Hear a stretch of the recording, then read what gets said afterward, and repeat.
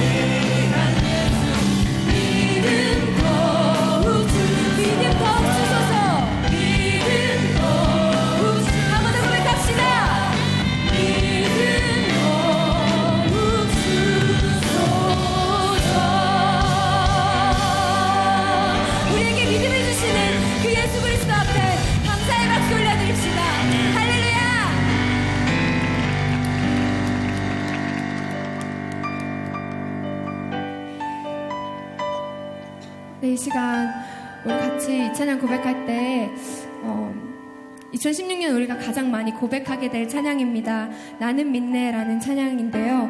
이 찬양의 가사처럼 여러분들이 주의 능력으로 우리 모든 것을 감당케 되는 꿈의 교회 식구들 되기를 간절히 소망합니다. 우리 그 믿음을 담아서 우리 같이 고백하겠습니다.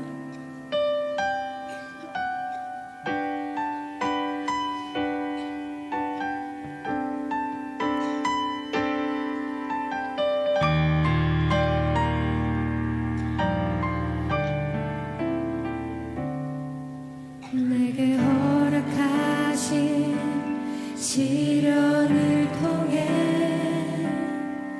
나의 믿음 더욱 강하게 자라나고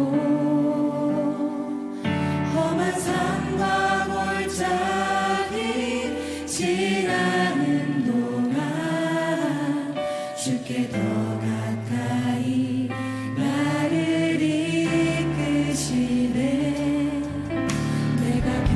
시험이 어렵고 힘겨워도 내 주님보다 크지 않네. 내 앞에 바다가 갈라지지 않으면 주가 나로 바다 위 걷게 하리.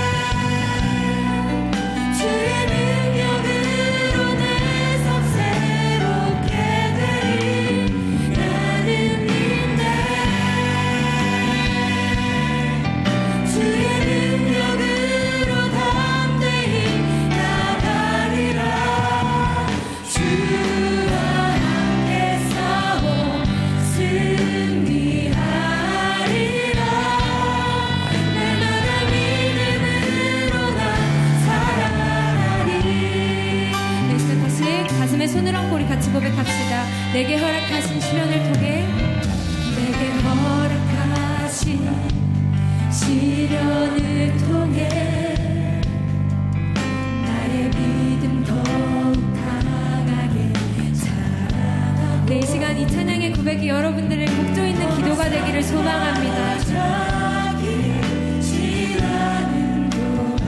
주께 더 가까이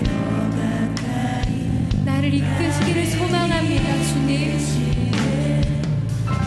내가 겪는 시험이 어렵고 힘겨워도 내 주님보다 크지 않네.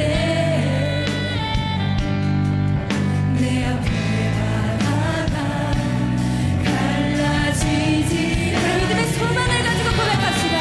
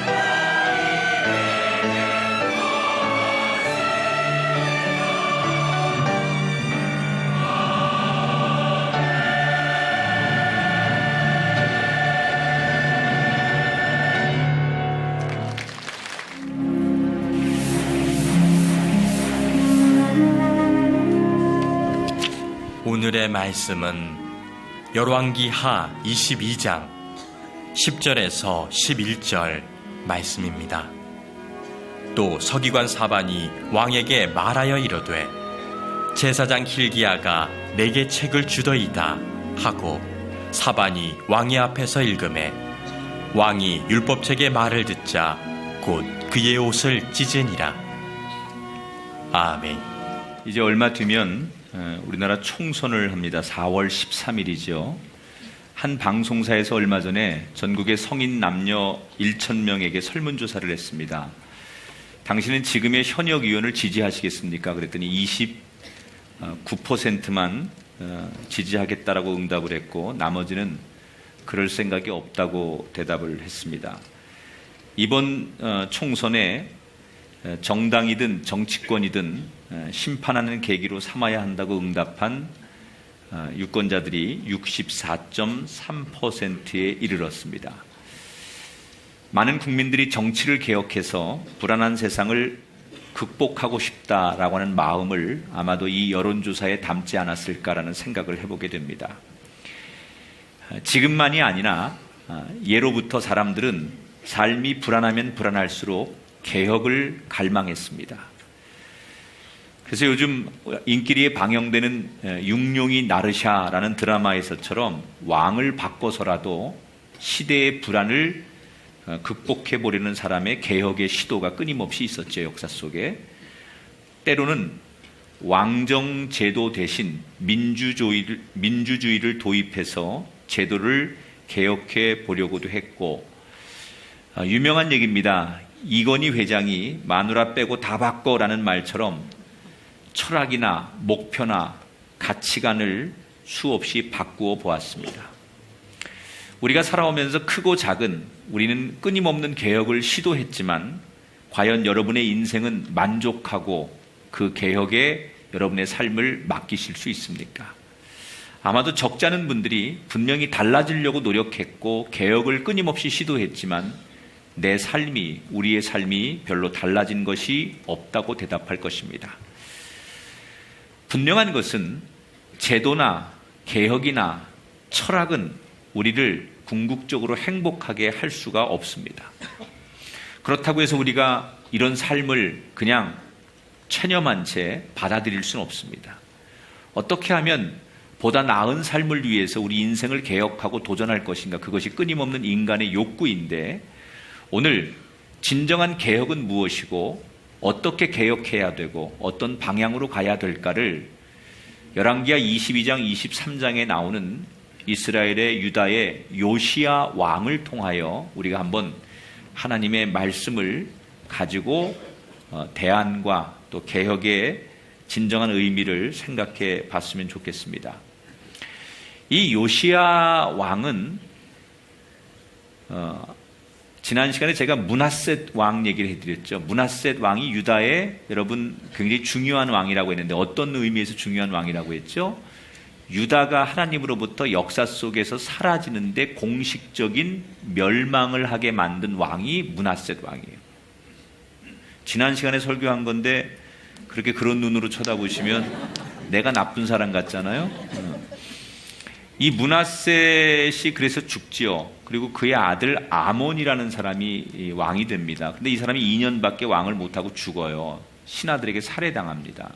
그래서 그 아몬이라는 사람의 뒤를 이어서 8살 된 요시야라고 하는 어린 아이를 왕으로 세웁니다.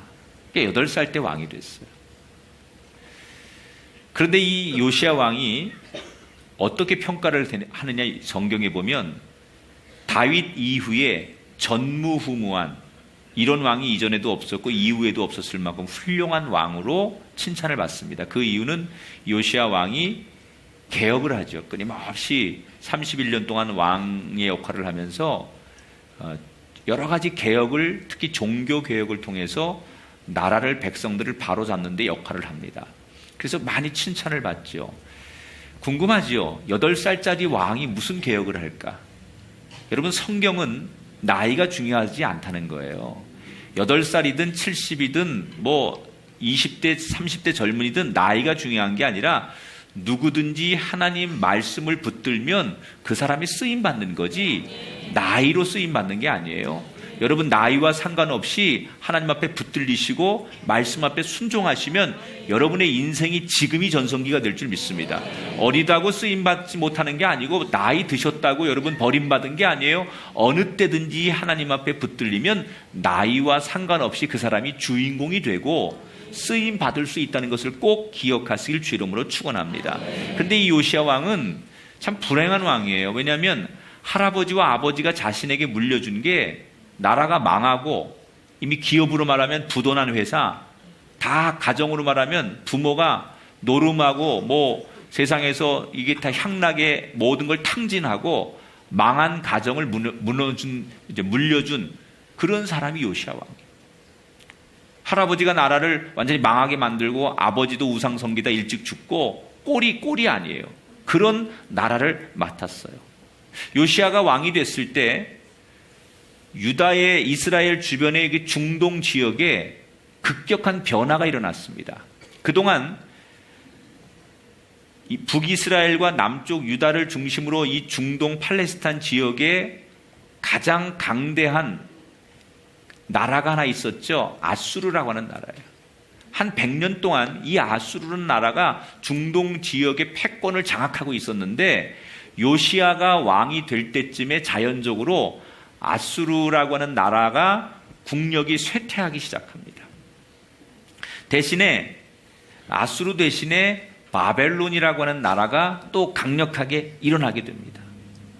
그동안 이스라엘은 아수르의 지배를 받아왔어요. 그래서 아수르의 조공도 바치고 아수르 왕이 요구하면 모든 걸 다 들어줄 수밖에 없는 속국처럼 살았어요. 그런데 아수르가 힘이 약해지니까 요시야가 자기 나이 20살이 될 때쯤 아수르로부터 독립을 선언하게 됩니다. 그리고 개혁을 시작해요. 할아버지도 하지 못하고 아버지도 하지 못하고 역대 자기 조상들이 이루어 놓은 많은 우상들, 많은 산당들을 그가 일순간에 다 부수면서 개혁을 시작합니다.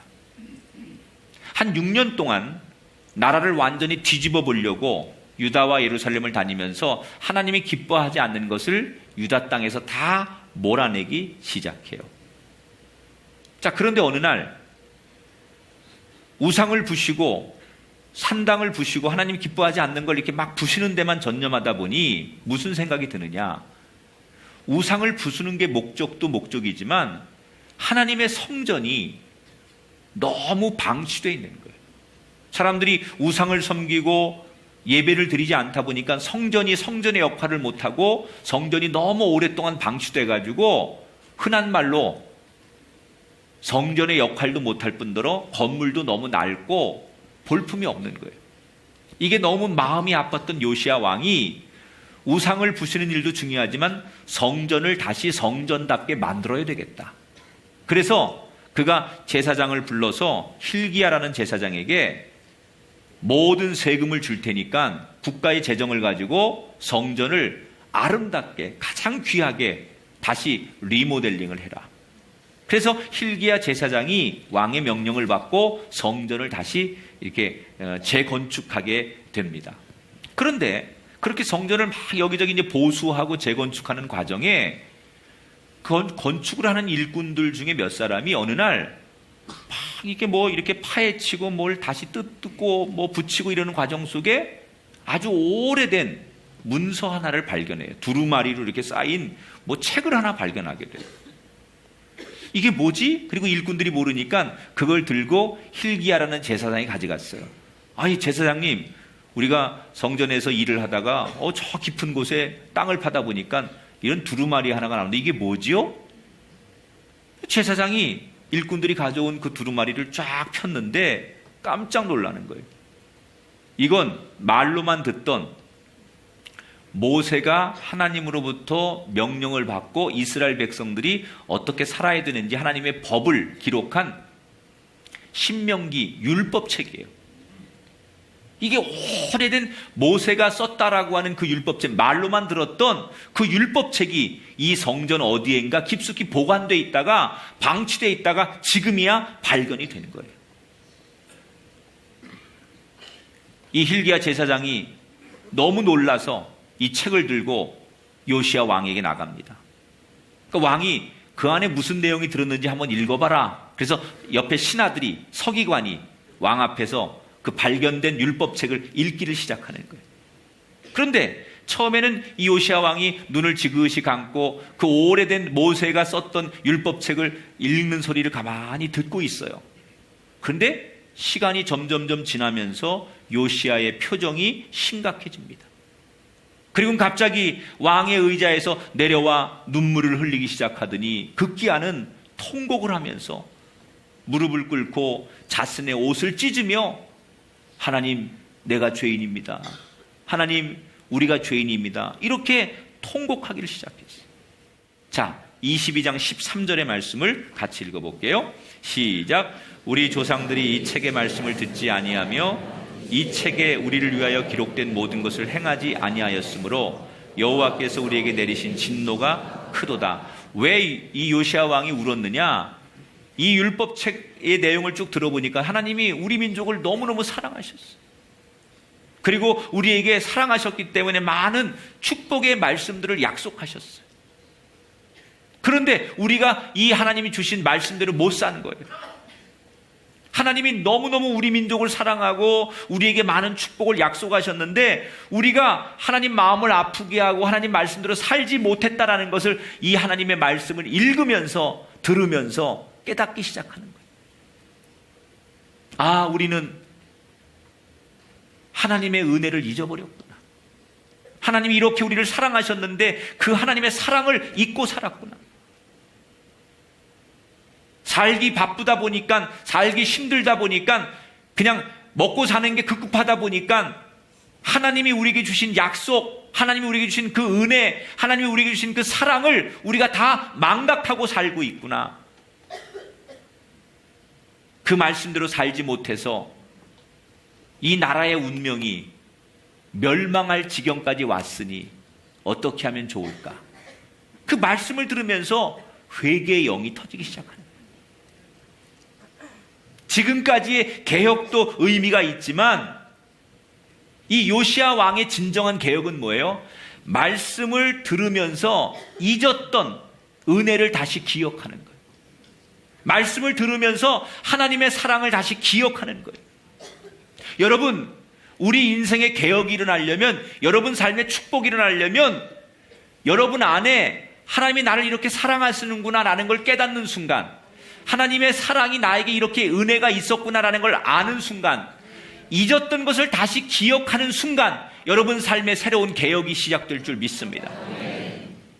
사람들은 어떻게 하든지 자신의 삶을 지금보다 더 행복하게 만들려고 자신의 삶을 바꿉니다.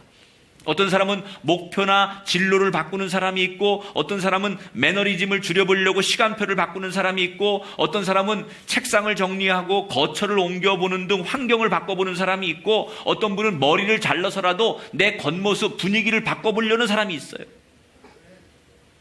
그런데 진짜 변화는, 내 인생이 정말 변하고 싶은 사람이 있다면 그런 환경적이고 겉모습의 변화도 중요한 일이지만 더 중요한 것은 내 내면에, 아, 내가 하나님의 은혜를 잊고 살았구나. 하나님이 우리에게 베푸신 그 은총을 내가 잊고 살았구나. 하나님이 우리를 이렇게 사랑했는데 내가 그 사랑을 잊고 살았구나. 이걸 다시 깨닫고 이것을 회복할 때 거기로부터 개혁은 시작되는 거예요. 여러분, 하나님 말씀이 다시 생각나는 사람은 두려움이 없어요. 하나님이 과거에 날 이렇게 사랑하셨지, 나에게 이렇게 은혜를 베푸셨지, 이게 기억나면 내 앞에 현실이 어떤 어려움이 있어도, 그래, 그때도 하나님이 나를 이렇게 축복하셨고 그 고난 가운데도 나를 일으켜주셨고 내가 그 죄인이었을 때도 나를 용서하셨던 그 하나님이라면 내가 지금 어떤 어려움과 환난에 처할지라도 여전히 나를 그때처럼 용서하시고 사랑하시고 나를 축복하실 하나님이지 라고 그 과거의 은혜를 기억하면 미래가 두렵지 않은 거예요. 오늘 우리의 문제는 뭡니까? 하나님이 우리에게 많은 은혜를 주셨는데 그 은혜를 우리는 잊고 산다는 거예요. 하나님이 우리에게 많은 약속을 주셨는데 그 약속을 잊고 산다는 거예요. 여러분, 송구 영신 예배 때 여러분에게 다 하나님이 말씀을 주셨죠. 그런데 그 말씀은 어디가 있습니까? 성경책 속에 들어가 있고 지갑 속에 들어가 있고 그 말씀을 기억하지 않는다는 거예요. 너무 바쁘게 살다 보니까 하나님의 말씀은 성경 안에만 있는 거지 내 삶에, 내 현실 속에, 우리의 가정의 자리에서 그 말씀이 다시 기억나지 않고 있다는 거예요. 오늘 여러분 그 말씀이 다시 꺼내지시게 되길 바랍니다. 그 말씀이 다시 여러분 앞에, 여러분 눈에, 여러분 귀에, 여러분 마음에 들려지게 되길 주의 이름으로 축원합니다. 여기 이 자리에 계신 여러분들, 정말 내 인생이, 우리 가정이, 우리의 삶이 변하기를 원하시는 분이 있다면 기억하십시오. 하나님 말씀을 기억하셔야 돼요. 하나님의 은혜를 기억하셔야 돼요. 그래야 내 삶에 진정한 변화가 올 수 있다는 거예요. 요시야가 왕인데 자기도 몰랐어요. 말씀을 듣다 보니까 하나님이 과거에 우리 민족을 이렇게 사랑하셨는데, 우리를 이렇게 많이 용서하셨는데, 그리고 우리 민족을 향하여 이런 기대와 이런 약속을 너무너무 많이 하셨는데, 말씀을 듣기 전까지는 그런 걸 전혀 기억 못했는데 말씀을 들어보니까, 그 율법의 말씀을 다 들어보니까, 그 말씀을 읽어보니까 하나하나 하나님의 그 은혜가 생각나고 지나온 은혜가 기억나고, 그래서 혼자 들을 수가 없는 거예요. 그래서 왕이 장로들과 유다 백성들을 모두를 모으라고 명령했어요. 그리고 혼자 듣기에는 너무 아까운 이 말씀을 모든 백성들 앞에서 다 읽어주라고 명령을 해요. 2절 말씀을 같이 읽어봐요. 시작. 이에 왕이 여호와의 성전에 올라가매 유다 모든 사람과 예루살렘 주민과 제사장들과 선지자들과 모든 백성이 노소를 막론하고 다 왕과 함께 한지라. 왕이 여호와의 성전 안에서 발견한 언약책의 모든 말씀을 읽어 무리의 귀에 들렸다. 자, 여기 중요한 진리 하나를 여러분과 나누고 싶어요. 이 땅에서 모든 것의 시작은 항상 들음에서 시작하셔야 돼요. 다시 말씀드릴게요. 여러분, 뭔가를 시작하실 때 그게 어떤 시작이든 간에, 가정이 새롭게 시작하든, 여러분 사업을 새롭게 시작하든, 하나님 앞에 영적으로 새롭게 시작하든, 모든 시작의 출발점은 어디서부터 해야 되느냐? 들음에서 해야 돼. 들음에서. 사람이 어디를 가야 되는지도 듣고 가야 제대로 가는 거예요. 그런데 듣는 것이 없으면 사람이 아무리 열심히 가도 바른 길을 갈 수가 없어요. 여러분, 하나님께서 천지를 창조하실 때, 천지를 창조하기 전에 세상의 모습을 창세기 1장에 보면 세 단어로 묘사해요. 흑암과 공허와 혼돈이었다. 아무것도 아니라는 거예요. 세상은 아무것도 없었어요. 그런데 하나님의 말씀이 그 아무것도 없는, 가치 없는 세상을 향하여 하늘이 있으라, 땅이 있으라 이렇게 말씀하셨을 때, 세상이 그 말씀을 듣는 때, 들으니까 창조가 시작되는 거예요. 할렐루야. 예수님께서 안진뱅이를 향하여, 소경을 향하여 일어나라 라고 명령하셨을 때 그 말씀이 들리는 자는 일어나는 거예요. 할렐루야. 여러분에게 오늘 하나님의 말씀이 들리게 되길 바랍니다. 여러분의 인생에 하나님 말씀이 들리게 되길 바랍니다. 요아스가 하나님 말씀을 들으니까 아하, 내가 죄인인 것도 깨닫고 우리가 어떻게 살아야 되는지도 깨닫게 됐다는 거예요. 여러분, 말씀은 혼돈스럽고 어지러운 세상을 사는 우리들에게 가야 할 길을 분명히 말씀하는 방향등입니다. 혹시 이 자리에 계신 여러분, 나는 지금 길을 잃어버린 분이 있습니까? 도대체 내가 이 나이가 돼가지고 지금 어떻게 살아가야 될지, 어느 길로 가야 될지 길을 잃어버리신 분이 있습니까? 혼란과 낙심에 처한 분이 있습니까? 그렇다면 여러분, 다른 거 다 멈추시고 그저 하나님 내게 말씀하여 주시옵소서. 가던 길을 멈추고 여러분 그 자리에 엎드려서 눈을 감고 하나님 말씀만 들으십시오. 들리면 길이 생깁니다. 들리면 혼란이 떠나갑니다. 들리면 여러분 고난이 떠나갑니다. 들리면 회복이 일어납니다. 들어야 돼요. 하나님 말씀을 들어야만 듣는 데서부터 길이 나고 듣는 데서부터 희망이 생기는 거예요. 어느 나라에 지혜로운 선생님 한 분이 계셨대요. 이 선생님이 늘 제자들에게 이런 가르침을 줬어요. 진리는 길가의 돌처럼 흔한 것이다. 그러니까 제자 하나가 선생님께 이렇게 물어요. 선생님, 아니 진리라는 게 길가의 일이 흔한 돌처럼 많다면 사람들이 왜 진리를 못 듣습니까? 왜 진리를 못 깨닫습니까? 그랬더니 선생님이 그것은 허리를 굽혀 그 돌을 주우려 하지 않기 때문이다. 진리가 세상에 널려 있지만 허리를 굽혀서 그 진리를 주우려고 하는 겸손함이 없기 때문에 진리를 내 것으로 만들 수 없다는 거예요. 여러분, 이 요시야 왕이 지금 말씀 들을 기회가 오자 왕이지만 제일 먼저 하나님 앞에 무릎을 꿇고 허리를 굽혔습니다. 그리고 그 말씀을 따라 살기로 결심을 했습니다. 우리 시대에 설교가 얼마나 많습니까? 말씀이 얼마나 많습니까? 제가 그 새로운 채널 CTS에서 새로운 방송 하나를 다시 진행하는데 아까 광고 나온 것처럼 말씀하는 프로인데 고민을 많이 했어요. 바쁘기도 하지만 방송이라는 게 이게 매스컴이라는 게 좋은 것도 있지만 해가 되는 것도 많아요. 그래서 고민을 많이 하고 기도를 했는데 그래도 말씀을 가르치는 거니까 필요하면 한번 해야지 라고 하면서 또 고민이 되는 것은 나 말고도 그 방송에 나와서 설교하고 뭐 말씀 가르치는 분이 너무너무 많은데 나까지 나가야 될 필요가 있을까? 이런 생각이 드는 거예요. 너무 많아요. 너무 뭐 유튜브에 인터넷에 뭐 곳곳에 말씀이 홍수처럼 쏟아져 나옵니다. 그런데 여러분, 많은 교인들이 너무 말씀이 많아서 겸손하게 허리를 굽혀서 그 말씀을 듣질 않아요. 너무 많으니까. 그래서 저는 예배를 좀 줄여야 되는 거 아니냐, 말씀을 좀 줄여야 되는 거 아니냐. 너무 많으니까 사람들이 이걸 못 주서요.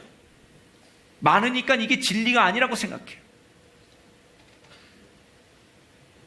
우리 꿈의 교회 성도들에게 부탁합니다. 여러분, 허리를 굽히십시오. 말씀 앞에 굽히십시오. 겸손히 엎드리십시오. 그래야 말씀이, 진리가, 은혜가 여러분의 것이 될 줄 믿습니다. 요시야 왕은 말씀 앞에 허리를 굽혔어요. 그리고 결심하는 거예요. 그래, 우리 민족은 하나님의 백성이다. 우리의 살 길은 하나님 말씀대로 사는 것이다. 그래서 하나님과의 관계를 다시 한번 확인한 요시야 왕이 전적으로 나라를 개혁하기 시작해요. 말씀을 듣고서 그래, 이렇게 개혁하자. 그리고 그가 개혁을 하죠. 3가지를 합니다. 첫째, 우상과 산당을 부숴요. 여러분, 심지어 성전을 세운 솔로몬도 산당, 우상을 만들었어요. 왜 만들었는 줄 아세요? 하나님을 안 믿어서가 아니라 외교적인 관계 때문에. 솔로몬 이후에 많은 이스라엘의 왕들이 주변 나라들과의 외교적인 관계 때문에 그 나라 사람들이 경제에 무역을 하면서 요구하는 것 중에 하나가 자기네가 섬기는 우상이 자유롭게 들어갈 수 있도록 해달라고 하거든요. 그러니까 외교적인 관계 때문에 왕들이 그걸 허용하는 거예요. 사랑하는 여러분, 우리 인생의 우상과 산당을 요시야처럼 누구 눈치도 보지 않고 부실 수 있는 사람이 되길 바랍니다. 사람이 그런 거 있어요. 이런 거, 이게 요시야 왕이 대단한 게 저는 이런 거라고 생각해요.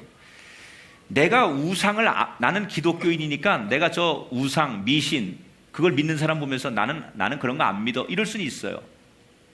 어디 그 불상이나 이런 걸 보면서 아예 나하고 상관없어. 그리고 무시할 수는 있어요. 내가 기독교인이면. 그런데 다른 왕들은 그랬죠. 근데 요시야 왕은 뭐예요?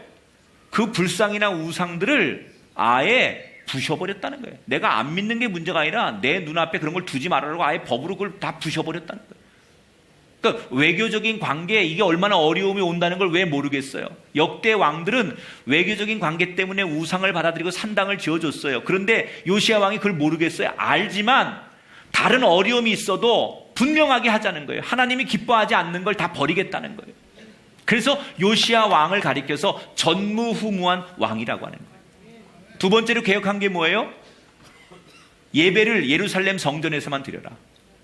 그동안 백성들이 예루살렘의 성전까지 오는 게 귀찮으니까 자기들끼리 산당을 만들어가지고 자기들끼리 편리하게 예배를 드렸단 말이에요. 그걸 다 금했다는 거예요. 예배는 성전에서만 드려라.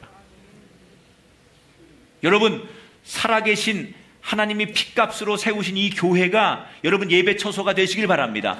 어디서든 기도할 수 있어요. 여러분 어디서든 찬송할 수 있어요. 여러분 삶이 예배가 될 수 있어요. 그러나 하나님이 주신 이 규칙의 예배, 하나님이 주신 이 원칙의 예배가 소홀히 되지 않게 되길 주의 이름으로 축원합니다. 여러분 편리대로 예배하는 건 예배가 아니에요. 그 하나님이 주신 규칙대로 예배하는 게 귀한 예배라는 거예요. 그게 개혁이에요.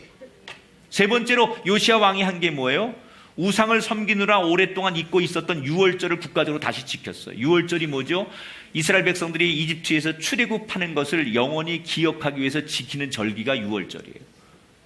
그 절기를 그동안 너무 바쁘다는 것 때문에, 살기 힘들다는 것 때문에 안 지키고 잊고 살았는데 이걸 다시 복원해서 유다 백성들 모두는 유월절을 국경일로 지켜라, 이렇게 명령했다는 거예요. 자, 이렇게 과감하게 세상 사람들 눈치 보지 않고 하나님이 기뻐하시는 이런 개혁을 하니까 성경의 요시야 왕을 뭐라고 평가하느냐? 자, 성경 25절을 읽어볼게요. 요시야 왕을 이렇게 평가합니다. 시작. 요시야와 같이 마음을 다하며 뜻을 다하며 힘을 다하여 모세의 모든 율법을 따라 여호와께로 돌이킨 왕은 요시야 전에도 없었고 후에도 그와 같은 자가 없었더라. 할렐루야. 여러분, 저는 요시야처럼 이렇게 저와 여러분이 하나님 앞에 칭찬받는 인생이 되길 축복합니다. 우리가 사람에게 인정받는 것도 중요하지만 그것보다 더 중요한 거, 요시야는 사람에게 인정받는 걸 선택하지 않고 하나님께 칭찬받는 삶을 선택했어요. 오늘 이 자리에 계신 여러분 모두가 그한 사람이 되시길 주의 이름으로 축원합니다. 자, 이렇게 요시야가 개혁을 하는 동안에 주변의 중동의 지역은 정세가 하루하루 급박하게 돌아갑니다. 아까 말씀드린 대로 아수르가 쇠퇴하기 시작했어요. 근데 이 아수르가 북이스라엘을 멸망시켰고 남유다를 그동안 지배했었잖아요. 그러니까 요시야 왕은 내가 가만히 있어도 아수르가 강대국이었는데 자기들 스스로 이 멸망해가는 역사가 되다 보니까 그 틈을 타서 독립도 하고 유다가 힘이 생겼어요. 그런데 바벨론이라는 새로운 강대국이 나오는 거예요. 아수르가 이렇게 내려가니까 바벨론이라고, 마치 우리 아시아 패권들이 그런 거 아니에요? 일본이 한동안 강했었는데 일본이 조금 뭐 경제 불황 이런 게 오니까 중국이 또 경제대국으로 가고, 뭐 또 이 최근에 이제 중국이 또 침체되고 그러니까 새로운 뭐 인도라든지 뭐 이런 중동 지역 이런 나라들이 또 새로운 그 경제 대국으로 일어나고, 계속 역사라는 게 반복되는 거예요. 하나가 사라지면 또 하나가 나타나고 그런다고요. 아수르라는 나라가 100년 동안 중동을 지배했거든요. 근데 이 아수르가 쇠퇴하기 시작하니까 바벨론이라는 나라가 강하게 일어나는 거예요. 그런데 그 중간에 이집트라는 나라가 있었어요. 이 이집트라는 나라가, 이게 애굽이죠 옛날에. 이 이집트라는 나라가 바벨론이라는 나라가 신흥 강국으로 떠오르니까 그게 싫은 거예요. 그래서 멸망해가는 아수르를 돕기로 했어요. 왜? 바벨론을 견제하려니까 지금 힘이 빠지고 있는 아수르를 도와주면 이 바벨론이 강대국이 되는 걸 막을 수 있다, 이렇게 생각한 거죠. 그래서 이집트가 아수르를 돕습니다. 군사를 보내서. 요시야 왕이 가만히 생각해 보니까 다른 나라보다 아수르가 다시 강대국이 되는 것을 유다는 기뻐할 수 없는 거예요. 왜? 아수르에 의해서 북이스라엘이 망하고 남쪽 이스라엘도 지금 그동안 100년 동안 지배를 당했는데 이제 아수르가 망해가는데 이집트가 그 아수르를 도와줘가지고 다시 아수르가 일어나게 되면 우리 이스라엘은 또 아수르의 지배를 당할 거 아니에요. 그래서 요시야 왕이 이집트 왕을 가로막았어요. 아수르를 도와주지 말아라. 그래서 이집트 왕과 요시야 왕 이 둘 사이가 불편해져서 둘이 할 수 없이 전쟁을 합니다. 그게 무기또 전쟁이에요. 무기또라는 곳에서 이집트의 왕과 이 요시야 왕이 할 수 없이 전쟁을 하는 거예요. 아수르를 도와줘라, 도와줄 거다, 도와주지 말아라. 이 문제 때문에 요시야 왕이 이집트와 전쟁을 하게 됩니다. 자, 여러분, 이 전쟁이 어떻게 되었을까요? 여러분 생각에는 이 전쟁이 어떻게 돼야 정상이라고 생각하십니까? 요시야 왕이 누구예요? 하나님 앞에 기쁨이 되려고 했던 왕. 세상 눈치 안 보고 하나님 앞에 하나님이 기뻐하는 일만 개혁을 하려고 했던 왕. 성경에 뭐라고요? 다윗 이후에 전무후무했던 훌륭한 왕. 그러면 그런 왕이라면 당연히 하나님께서 도와주실 거고, 그러면 전쟁에 당연히 이길 거 아니냐? 우리 생각은 그게 상식이죠. 그런데 그렇지 않아요. 자, 말씀을 한번 볼게요. 22절부터 24절 화면에 나오는 말씀을 봐요. 시작. 무기또 골짜기에 이르러 싸울 때 활 쏘는 자가 요시야 왕을 쏜지라. 그 부하들이 그를 병거에서 내리게 하고 그의 버금 병거에 태워 예루살렘에 이른 후에 그가 죽으니 그의 조상들의 묘실에 장사되니라. 자, 요시야 왕이 전쟁에 나갔는데 이집트 군사에 쏜 화살에 맞아서 결국은 부상에서 회복하지 못하고 죽었다는 거예요. 그때 나이가 39살이에요. 자, 여러분의 상식하고 맞습니까? 아니, 하나님을 위해서 그렇게 충성하고 나라를 개혁해 보려고 바르게 하려고 했고 통일하고 자복하고, 성경에 보니까 전무후무한 가장 훌륭한 왕이라는데 하나님이 가장 기뻐하는 사람이었는데 그가 전쟁터에 나가서 39살에 펴보지도 못하고 죽었습니다. 여러분 어떻게 생각하십니까? 이 요시야 왕이 죽은 다음에 요시야 왕 이후로 4명의 왕이 더 나와요. 그리고 주전 586년에 유다가 역사 속에 사라져요. 망해요. 바벨론에 의해서. 그런데 요시야 왕 이후에 4명의 왕이 통치한 기간이 23년밖에 안 돼요. 이집트의 전쟁에서 지죠. 그리고 요시야 죽죠.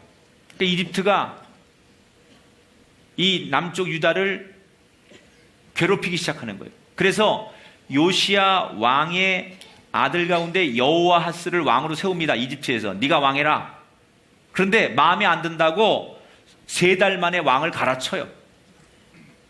그래서 23년 동안 4명의 왕이 바뀌면서 주전 586년에 바벨론에 의해서 남쪽 유다도 역사 속에 사라지게 되는 거예요. 아니, 요시야 왕이 그렇게 훌륭한 왕이고 하나님 마음에 드는데 왜 하나님께서 유다를 살려주지 않고 전쟁에서 죽게 하시고 역사 속에 남쪽 유다가 사라지게 만드시는 거냐? 하나님 앞에 그렇게 잘해도 소용없는 거 아니냐? 이런 의문을 많은 분들이 갖습니다. 자, 지난 시간 설교에 제가 무슨 설교를 했냐면, 하나님께서 므낫세라는 그 요시야의 할아버지 때 너무 죄를 많이 지으니까 더 이상 너희들에게 희망이 없다라고 해서 유다를 이 역사 속에서 영원히 멸망시킬 것을 하나님께서 사형 선고를 내리셨어요. 이미 유다는 요시야 왕과 상관없이 하나님께 사형 선고를 받았어요. 그리고 집행만 기다리는 거예요. 이게 무슨 얘기냐면, 죄라는 것을 여러분 너무 가볍게 생각하면 안 돼요. 부모 세대가 내가 사는 인생, 내가 짓는 죄에 대해서 너무 가볍게 생각하면 안 된다는 거예요. 내가 잘못함으로 인해서 내가 하나님 앞에 그런 선언을 듣게 되면 내 자녀들은 나와 상관없이 하나님의 그 마음과 명령 때문에, 내가 지은 죄 때문에 그 죄악으로 인해서 내 후손들이 이유 없이 멸망을 당하는 거예요. 이게 하나님의 법칙이에요.